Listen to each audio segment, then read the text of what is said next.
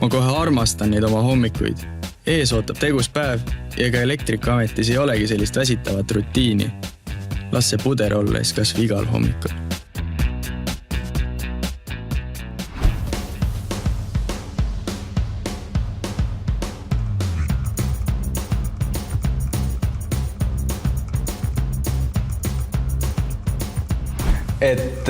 Miks ma siis kutsekooli elektrikuks õppima läksin?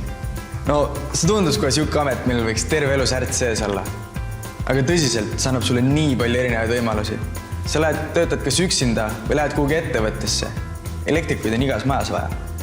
Me Andreasega saime tuttavaks kutsekoolis. Me mõlemad õppisime seal.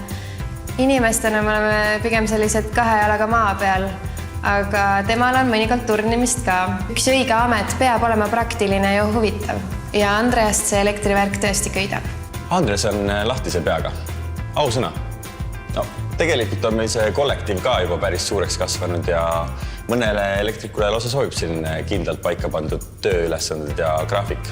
Aga Andrese pealt on tegelikult kohe näha, et kui hakkame uusi asju ette võtma, siis suudame ka koos kõige keerukamatest probleemidest läbi närida. Me töötame Andresega tihti lugupaaris. Mõnus on vaadata, kuidas töö käes lendab ja palk on ka kindlalt kuu lõpus arvel. Ma siin küll mingisugust numbrit välja tahaks tuua, kuid üle keskmise on see küll. Elektrikuna olen ma töötanud nüüd juba pea 5 aastat. Peale kutsekooli sain kohe hea töökoha ja eks häid elektrikuid otsitakse järjepidevalt. Ma olengi mõelnud, et mulle sobib kõige paremini töö just suures firmas. Mahukad projektid, kaasaegsed seadmed, hea seltskond. Aga kui oled kutsekoolis korraliku põhja alla saanud, siis võid rahumeeli valida päris erinevate tegevuste vahel.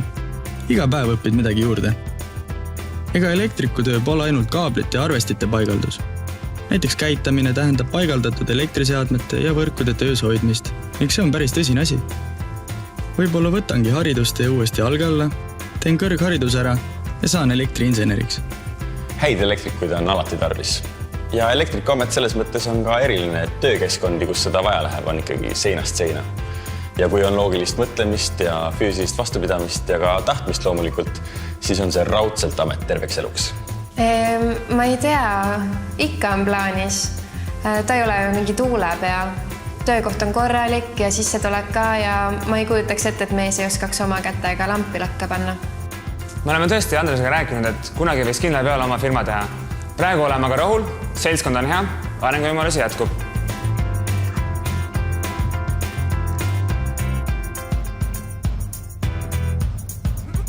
Vali sina ka endale tuleviku eriala.